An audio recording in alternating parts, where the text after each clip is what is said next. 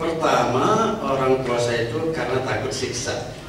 Karena ada cerita makanan di hari Ramadan itu akan jadi api neraka dalam perut. Oleh karena itu dia puasa. Inilah puasa hamba. Ini pembagian Imam Al-Ghazali, bukan dari saya. Yang kedua, orang puasa karena mengikuti Nabi, cari pahala. Inilah puasa kaum buruh. Nah, lumayan ini. Tingkat ketiga ini sudah mulai tingkat tinggi, puasa karena kewajaran, wajar. Jadi karena takut siksa. Yang kedua cari pahala ganjaran. Yang ketiga natural, dia merasa wajar. Ini kalau diterangkan lama. Apa maksud belajar di sini? Saya terangkan pendek aja, biarpun sekalipun Anda tidak akan paham. Wajar itu maksudnya orang itu sudah sadar bahwa dia itu manusia. Kewajaran saya sebagai manusia, ya puasa. Tidak ngerti kan? Nggak apa-apa. Pokoknya itu maksudnya wajar itu. Mudah-mudahan Anda membaca buku lain ngerti, tapi itu maksudnya wajar. Jadi bukan lagi cari ganjaran. Yang keempat, puasa pada tingkat senang. Inilah puasa Nabi dan sebahagian sahabat.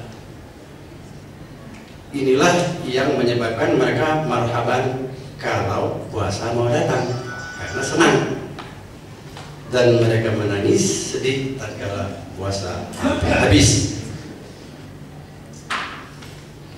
Pak tafsir sampai mana? Nanti saya jelaskan kalau saya anggap perlu.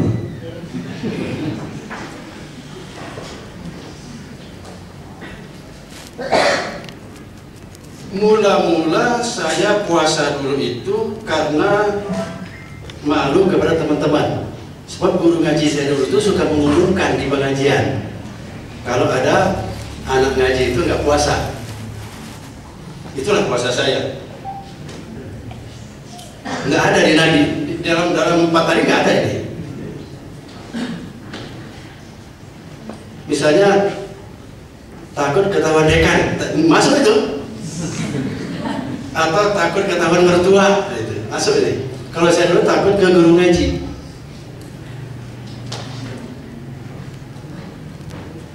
Tingkat kedua saya puasa itu takut dosa. Nah ini baru ada. Pernah saya puasa takut dosa. Saya bayangkan kalau dalam perut itu makanan pedas saja sudah pedih, apalagi kalau api. Tingkat ketiga saya sudah lewati karena saya tahu itu perintah Tuhan. Tingkat keempat itu begini, mengapa saya sampai ke tingkat keempat? Karena tingkat ketiga itu puasanya berat itu kalau sampai tingkat tiga itu. Karena Anda kerja itu karena perintah. Coba aja rasakan, kalau puasa karena wajar, itu enggak capek, enggak begitu lapar. Nah ini juga memerlukan orang yang agak spesial sebetulnya. Tadi di luar kita bicara sedikit ini. Kalau Anda puasa nggak Bu? Insya Allah upami dibantos ku Gusti Allah mah bisa batal puasanya. Dulu waktu saya jadi dekan, amanat saya puasa nggak? Puasa Pak. Gimana?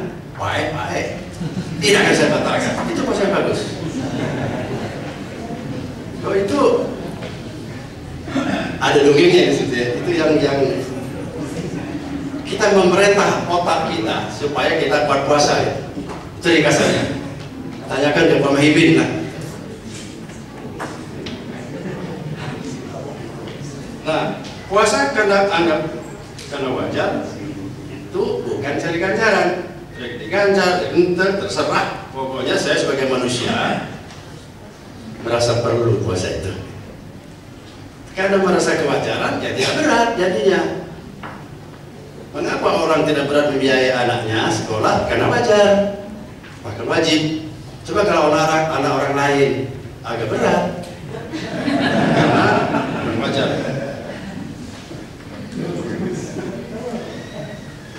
Nah, yang keempat, puasa karena senang. Itu belum lama betul saya tiba pada posisi ini, dan ternyata itu nggak bisa dipaksakan.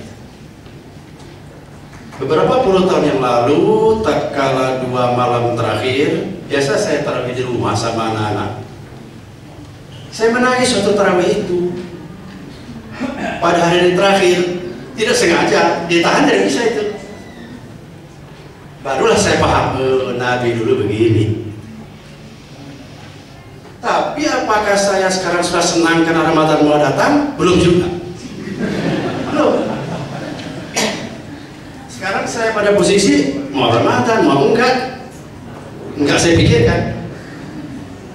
Mereka nanya, Bapak mau puasa hari apa? Yang ada apa? Ada Jumat, ada yang Sabtu, yang Minggu ada enggak?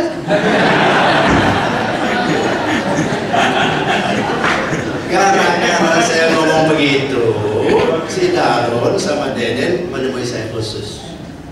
Kenapa setiap mau Ramadan Bapakku selalu gitu aja ngomongnya? Lalu saya berikan yang sebenarnya kepada mereka.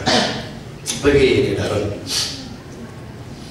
orang kafir di Pasadena, pusat pengendalian ruang angkasa itu, setiap detik tahu tempat bulan berada. Di layar, di depan layar komputer aja. Sambil ngopi mereka tahu bulan ada di sana sekarang.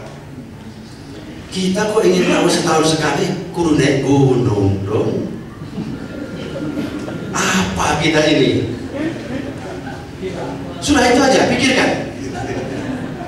Rupanya mikir Darun sama Deden itu, tapi nggak ketemu oleh mereka.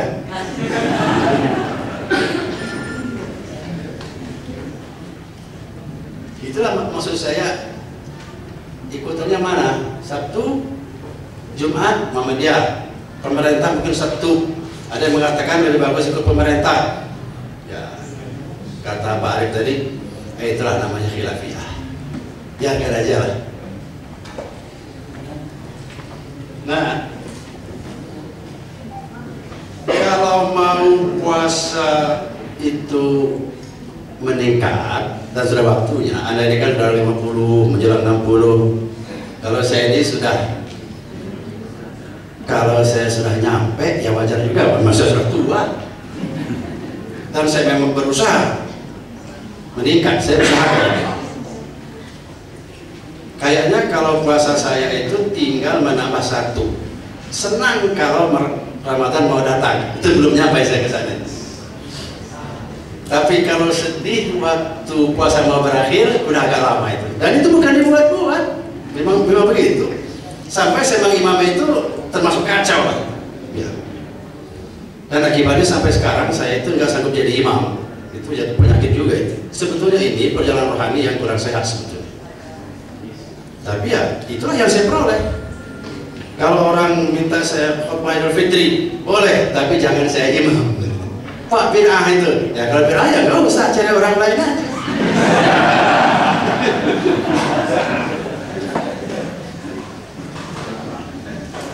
Wah, kacau itu.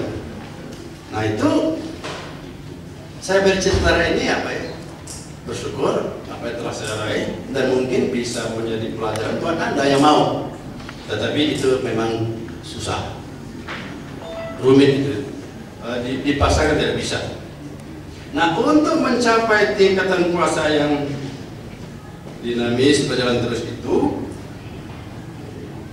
Al-Ghazali juga mengemukakan 3 tingkatan orang puasa. 1, puasa jasmani, yaitu menahan lapar, haus, dan seks. Berat puasa ini. Yang kedua, puasa jasmani dan indrawi. Dia menahan lapar, haus, menahan seksual, tapi juga dia menahan kerja panca indera. Kalau dia melihat sesuatu dengan cara yang tidak benar, dia telah menganggap puasanya batal. Barangkali kalau Anda nonton film Blue, Ini termasuk contoh ini. Batal. Tapi ini apa ya? Bukan ijtihad ya, cuma ngomong aja. Contohnya apa sih? Saya makan tidak, minum tidak, melaksanakan seks tidak, tapi indera saya belum dapat saya rem. Kalau sambil puasa lalu main game, kira-kira masuk nggak ini? Nah, tinggal gamenya kan? Nah, yang penting Anda ngerti. Yang ketiga terakhir, puasa jasmani, indera, dan puasa hayal. Nah ini puasa golongan khusus, kata Al-Ghazali. Khusus yang menahan lapar, haus, seks, dan pengendalian panca indera. Dan yang ketiga yang paling berat. Mengapa berat? Karena saya sudah mulai menjalaninya, bukan lagi omong ini. Berat ini. Mengendalikan hayal.